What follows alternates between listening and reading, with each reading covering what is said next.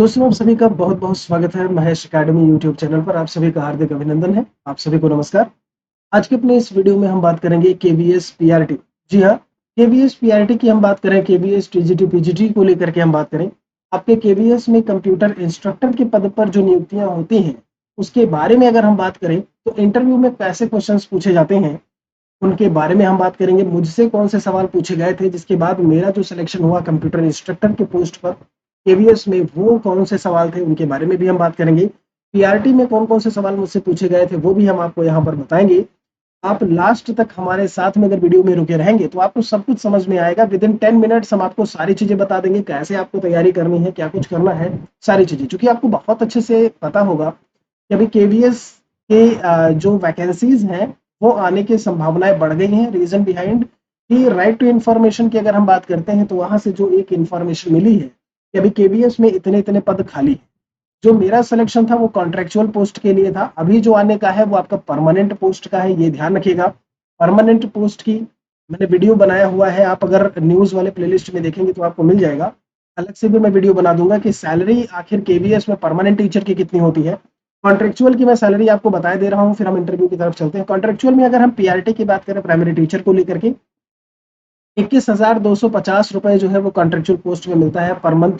वहीं अगर हम बात करें कंप्यूटर इंस्ट्रक्टर को लेकर के तो डिपेंड करता है कि आपको स्कूल या कॉलेज कौन सा मिल रहा है। जैसे मेरी जो सैलरी है वो आपकी 26,250 ये है जब हम कंप्यूटर इंस्ट्रक्टर की बात करते हैं, ठीक है। और जो मुझे क्लासेस है पढ़ाने को लेकर के अगर बात की जाए तो आपका जो है दूसरी क्लास से लेकर के दूसरी तीसरी क्लास से लेकर के आपका 10th क्लास तक जो है वो देखना होता है, ठीक है। तो ये तो बात हो गई कॉन्ट्रेक्चुअल पोस्ट की को लेकर के सैलरी कितनी कुछ है, ठीक है। और वही अगर हम आपके परमानेंट पोस्ट के बारे में बात करें तो लाखों में सैलरी होती है, ठीक है। अच्छा, उसका भी वीडियो मैं बना चुका हूँ, मैं बना भी दूंगा आगे। अब बात करते हैं इंटरव्यू को लेकर के। देखिए कॉन्ट्रेक्चुअल पोस्ट में क्या होता है कि सीधे सीधे आपका इंटरव्यू होता है, ठीक है। आपकी जो क्वालिफिकेशन है सीटेट 1 to 5 आपका कंपलसरी होता है, कहीं कहीं नहीं भी लेते हैं लेकिन 1 to 5 आपका कंपलसरी मांगते हैं ऐसे में। एक तो वो बात हो गई आपकी। दूसरी चीज अगर हम बात करें तो पूरा डॉक्यूमेंट लेकर के आपको जो है अपनी मौजूदगी दर्ज करानी होती है जहां पर इंटरव्यू होता है, और उसके बाद ही वो आगे जो है अपना प्रोसेस करते हैं। लेकिन अगर हम परमानेंट टीचर को लेकर के बात करें तो यहाँ पर आपका पेपर भी होगा, पेपर के बाद आपका इंटरव्यू होगा। तो उसके बारे में भी हम आपको अलग से वीडियो में बताएंगे, पेपर में क्या कुछ है, कैसे सवाल आते हैं, कैसे आप तैयारी कर सकते हो, सभी के बारे में। अभी यहाँ पर हम क्वेश्चन की तरफ चलते हैं। अब हम अगर पीआरटी की बात करें, जो केवीएस में अगर मैं पीआरटी की बात करता हूँ, प्राइमरी टीचर को लेकर के बात करता हूँ, तो जो मुझसे सवाल पूछा गया था मैंने सबको नोट करके रखा हुआ है। जो मुझसे सवाल, चूंकि मैंने क्या है पीजी किया हुआ है, पोस्ट ग्रेजुएशन, वो भी इकोनॉमिक्स सब्जेक्ट से, अर्थशास्त्र से, तो मैंने उसमें फिल कर दिया था कि अर्थशास्त्र से पीजी है। तो ज्यादा कुछ बढ़ा चढ़ा के मत फिल करना, ग्रेजुएशन मांगता है उतना ही रखना, पीजी उजी किए हो तो शांत बैठो, ठीक है। जब तक पीजीटी वगैरह के लिए अप्लाई नहीं कर रहे हो तब तक कुछ मत लिखना, क्योंकि मैंने लिखा और मुझसे सवाल क्या पूछा मैं आपको बता दे रहा हूँ। जो सवाल पूछा था, अगर मैं बात करूँ पीआरटी में, तो केवल और केवल एक इंट्रोडक्शन वाली बात हो गई कि कुछ अपने बारे में आप बताइए।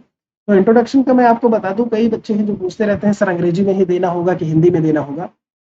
एक अलग से मैं वीडियो बना दूंगा इसका कि आप अपने आप को रिप्रेजेंट कैसे करेंगे, अपने आप को एक्सप्रेस कैसे करेंगे। वो जो भी वहां पर बैठे हुए हैं, चार चार लोग कम से कम थे, ठीक है।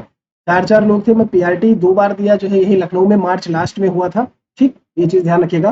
पीआरटी 2 बार और एक कंप्यूटर इंस्ट्रक्टर का था, चार चार लोग थे सभी में। अब पैनल में जो इंटरव्यू पैनल होता है तो वो चीज मैं अलग से बताऊंगा कि आपको क्या कुछ कैसे करना है, पहनावा क्या होना चाहिए, आपका स्वभाव, हाव भाव, गेस्चर जो भी है वो सब मैं बता दूंगा। अभी यहाँ पर पहला जो सवाल था वो तो इंट्रोडक्शन का था कि भाई ठीक है आप अपने बारे में बताइए। तो आप बाइलिंगुअल कुछ भी बता सकते हो, बाइलिंगुअल हिंदी में भी बोल सकते हो, आप इंग्लिश में भी बोल सकते हो, ठीक है। इंग्लिश में कंफर्टेबल नहीं हो, आपको अच्छा नहीं लग रहा है, नहीं बोल पा रहे हो, शब्द नहीं मिल रहे हैं, तो आप हिंदी में इंट्रोडक्शन दे सकते हो, कोई इशू नहीं है। बट वो आपसे पूछेंगे जरूर। आपसे क्या पूछेंगे कि क्या आप जो है इंग्लिश में पढ़ा सकते हैं, कम्युनिकेशन आपका सही है, कर सकते हो कि नहीं कर सकते हो, पढ़ा सकते हो कि नहीं। तो आप यस बोल देना, कह देना ठीक है मैनेज कर सकता हूँ मैं, इतना कुछ नहीं होता। दूसरा जो क्वेश्चन था वो चूंकि पीजी इकोनॉमिक्स था तो उन्होंने पूछा था एनएनपी फैक्टर कॉस्ट और NNP market price, net national product factor cost पे और net national product market price पे, इसे आप जो है छोटी क्लास के बच्चों को कैसे पढ़ाओगे, ये सवाल था। आप समझ रहे हो। तो यूं मान के चलिए लगभग 70% जो है सहमति दर्ज कराई हमारे आंसर पर उन्होंने, मतलब जो पैनल था 4 लोगों में से। बाकी 30% ये मान के चलिए नहीं नहीं ऐसे तो नहीं आप जो है समझा पाएंगे, है नहीं। तो वो अब एनएनपी और वो वाली चीजें जो मैं पीजी और पीएचडी, जब मैं इंटरव्यू के लिए गया था पीएचडी में, वहां पर इंटरव्यू के टाइम पे मैं भीमराव अम्बेडकर यूनिवर्सिटी में पीएचडी के लिए गया था, तो वहां पर इंटरव्यू में ऐसे सवाल पूछे थे। ये यहाँ पर पूछ रहे हैं वो भी पीआरटी के लिए कि आप ये बच्चों को कैसे बताओगे, समझ रहे हो। तो भाई सवाल कुछ भी कैसे भी पूछा जा सकता है। ये दूसरा सवाल था। ये 2 क्वेश्चन थे और उसके बाद उन्होंने बोला ठीक है थैंक यू आप जा सकते हैं। वहां पर जितने भी बच्चे आए थे सभी का समराइज करके मैं बैठा था और मैं ये देख रहा था किससे क्या पूछा जा रहा है, ठीक है, क्योंकि मुझे आप लोगों को भी बताना था। तो मैं बता रहा हूँ कि जो अदर स्टूडेंट से जो क्वेश्चन पूछे वो कैसे कैसे सवाल थे। उनमें जो अगला क्वेश्चन था वो था कि किसी बच्चे को गुणा और वर्ब कैसे सिखाएंगे। आपको अगर क्रिया बताना है तो आप छोटे बच्चों को कैसे बताओगे। आपको अगर वहां पर गुणा बताना है, गुणा करना मल्टीप्लीकेशन, तो कैसे बताओगे। ये अलग अलग सवाल थे। मैं आपको बता दूं हिंदी और इंग्लिश दोनों की 2-2 पोयम या एक पोयम आपको रट के जानी पड़ेगी। अगर आप इंटरव्यू के लिए जा रहे हैं आपको टीचिंग आना चाहिए। अगर आपने अभी तक टीचिंग नहीं किया है, ठीक है, तो आपको टीचिंग वहां करनी पड़ेगी। इतना मान के चलिए काफी बच्चों से टीचिंग करवा रहे थे, मुझसे नहीं करवाया वो बात अलग है। काफी बच्चे थे जो बोर्ड वोर्ड पे पढ़ा के आए, ठीक है, और वहां पे बाकायदा आपको टीचिंग और उसमें आपसे कविताएं भी पूछते हैं। हिंदी और एक इंग्लिश, एक ही एक याद कर लो बहुत है यार। मैं बता दूंगा नेक्स्ट वाले वीडियो में कि कौन कौन सा जो है, हम तो 2-2 रट के गए थे, कौन कौन से रट के गए थे वो भी हम आपको बता देंगे। वैसे हम यूपी बोर्ड वाले आदमी थे, सीबीएसई वाली कविताएं रट के गए थे किसी तरीके से। ओके, मैंने कहा फिर अगला इनका एक क्वेश्चन था बच्चों से कि वर्ब क्या होता है। सीधा सीधा एक था वर्ब को कैसे सिखाएंगे। सिखाने की चीज अलग है, आप बता तो ले जाओगे कि क्रिया क्या है, बट आप सिखाओगे कैसे। और ये आपको वहीं पर ऑन स्पॉट करके बताना है, ठीक है। एक ये चीज हो गई। Now the second thing is आपका एक अगला जो क्वेश्चन था, एक था इंग्लिश पोयम। इंग्लिश में एक पोयम सुना दीजिए आप। और ऐसे नहीं, बाकायदा नाच गा के ऐसे ऐसे करके सुनाना होता है। आपके हाव भाव गेस्चर स्वभाव जो भी है हाथ पैर सब हिलने चाहिए। अगर ये नहीं हिला, सूखे सूखे बता के चले आए, तो भी एक नेगेटिव इम्पैक्ट आप जो है इंटरव्यूअर के ऊपर डाल रहे हैं। इस चीज पर भी आप गौर करिएगा, ठीक है। हम मटक मटक के बताना है, हम भी मटक के आपको बता देंगे कि हम कैसे मटक के सीखे थे, वास्तव में सीख के गए थे, ठीक है। ओके, जीरो, शून्य जो है आप बच्चों को कैसे बताएंगे। एक बच्चे से सवाल पूछा था कि आप शून्य को अगर बताना है, हमें समझाना है प्राइमरी क्लास के बच्चे को, तो आप कैसे बताओगे उसे, ठीक है, कि हम शून्य क्या है और इसकी संकल्पना कॉन्सेप्ट क्या है इसका, जो भी है, ठीक है। नेक्स्ट है स्टैंडर्ड डेविएशन पूछा हुआ था। ये मानक विचलन वगैरह जो आप पढ़ते थे, तो स्टैंडर्ड डेविएशन क्या है इसके बारे में भी सवाल पूछा था। स्टैंडर्ड डेविएशन समझाइए क्या होता है सीधा सीधा। फिर एक सवाल ये था कोविड का जो वायरस है SARS, कोविड का जो वायरस है, मैं बता दूं 2-2 मिनट में यार, इंटरव्यू में बस 2 मिनट बैठाए, एक इंट्रोडक्शन वाला क्वेश्चन और अगला। अभी जितने सवाल बन रहे हैं ये इंट्रोडक्शन प्लस ये सवाल एक एक बच्चों के रहे हैं, 2-2 मिनट दे रहे थे। हो सकता है जब आप परमानेंट वैकेंसी के लिए जाओ, तो मैंने ये सुना था 20 मिनट 25 मिनट देते हैं, टीचिंग करवाते हैं कम से कम 10 मिनट जो है आराम से। लेकिन ऐसा कहीं नहीं था। मैं 3 इंटरव्यू पैनल वाले में गया, तीनों में कहीं ऐसा नहीं था 2 मिनट 3 मिनट जाइए, ठीक है। ये चीज ध्यान रखना। तो डिपेंड करता है कि क्या क्या कुछ कैसे है सिचुएशन, नंबर ऑफ स्टूडेंट्स के ऊपर कितने आए हैं, और हजारों में बच्चे थे अगर हम कॉन्ट्रेक्चुअल पोस्ट को भी लेकर के बात करें तो भी। तो ऐसा SARS वायरस है आपका जो है, ये इन्होंने पूछा हुआ था। और हम आपको बता दें जब हम SARS की बात करते हैं तो आप देखिएगा severe acute respiratory syndrome, severe acute respiratory syndrome करके है जो SARS का फुल फॉर्म है। ये चीज याद रखिएगा, ये फुल फॉर्म पूछा था। जो वायरस का SARS है उसका फुल फॉर्म बताओ, ठीक। अच्छा, इंट्रोडक्शन में आपको बता चुका हूं मेंटल एज का कॉन्सेप्ट क्या, ठीक है। मेंटल एज का कॉन्सेप्ट क्या होता है, मानसिक आयु का कॉन्सेप्ट क्या है, आप उसे कैसे बताओगे, ये सवाल पूछा था। एक अगले क्वेश्चन में पूछा था कि जीन पियाजे के जो आपके सिद्धांत हैं उनके बारे में बताइए। जीन पियाजे जो कॉग्निटिव डेवलपमेंट थ्योरी है that has been given by Jean William Fritz पियाजे, प्लीज इलैबोरेट, उसके बारे में बताइए, उसके बारे में एक्सप्लेन करिए। तो एक पियाजे वाला सवाल पूछा था, ठीक है। स्किनर का सवाल पूछा था, ये भी याद रखिएगा। स्किनर से संबंधित भी क्वेश्चन पूछे गए थे, ठीक है। जो क्रिया प्रसूत अनुबंधन और सारी चीजें जो आप पढ़े हो वहां से भी क्वेश्चन जो है वो देखने को मिले थे। थॉर्नडाइक का प्राइमरी नियम और सेकेंडरी लॉ ऑफ लर्निंग की बात करते हैं वो क्या है, ये सवाल भी जो है वो पूछा गया। अब पीआरटी की बात करते हो तो ये सारे क्वेश्चंस जो है वो देखने को मिलते हैं अच्छा, ये तो बात हो गई पीआरटी के कुछ क्वेश्चंस को लेकर के कि पीआरटी के सवाल कौन-कौन से क्वेश्चंस आपसे पूछे जा सकते हैं।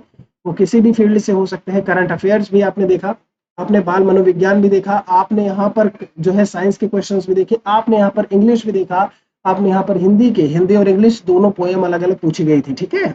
ओके। अब अगर कंप्यूटर इंस्ट्रक्टर में मैं बात करूँ कि मुझसे कौन से सवाल पूछे गए थे, तो इसमें आपका बीटेक वगैरह या जो बीएससी, एमएससी किए हुए होते हैं, वो इसमें अप्लाई कर सकते हैं, आवेदन कर सकते हैं। और इसमें एक चीज़ ध्यान रखिएगा, पीआरटी में आपका डीएलएड, बीटीसी सब हो सकता है, ठीक है? लेकिन टीजीटी, पीजीटी वाले में बीएड को ही माँगते हैं, ठीक है? ये चीज़ याद रखिएगा। तो मुझसे कंप्यूटर इंस्ट्रक्टर में एक्सेल पूछा था कि एक्सेल में रो और कॉलम्स कितनी होती है। माइक्रोसॉफ्ट का एक प्रोडक्ट है, माइक्रोसॉफ्ट का एक प्रोडक्ट है एमएस एक्सेल करके, ठीक है? अच्छा, इसमें ये था कि नया लाइन ऐड करने के लिए शॉर्टकट की कौन सा एक्सेल में होगा, ये सवाल था। इंट्रोडक्शन आप बताइए।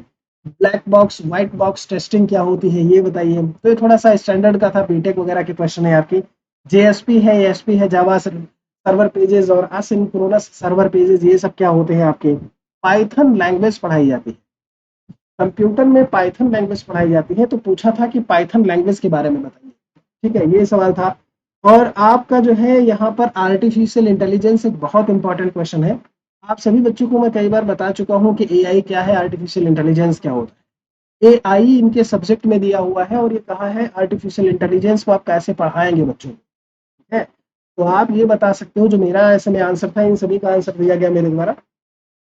इसमें आपका न्यू लाइन वगैरह का शॉर्टकट की मुझे नहीं पता था, मैं नहीं बता पाया, ठीक है? बाकी चीज़ें तो ठीक थी। इसमें एक ये था कि एआई कैसे पढ़ाओगे। तो जब हम एआई की बात करते हैं, आर्टिफिशियल इंटेलिजेंस, तो उसमें आप देखिएगा जो स्कूल में लगे होते हैं स्मॉग वाले, वो कि धुआं निकला नहीं है और वो जो है सायरन देने लगा, देखे हो कि नहीं? आप गए नहीं मॉल वगैरह का, जो जैसे ही दुकान पे कहीं गए, बढ़िया दुकान है, दरवाजा अपने आप ऐसे खुल गया, खुल गया सिम सिम। तो ये सारी जो चीजें हो रही हैं वो क्या है, वो हमारी प्रेजेंस को पहचान रहा है और वो एक्ट कर रहा है ह्यूमन के जैसे।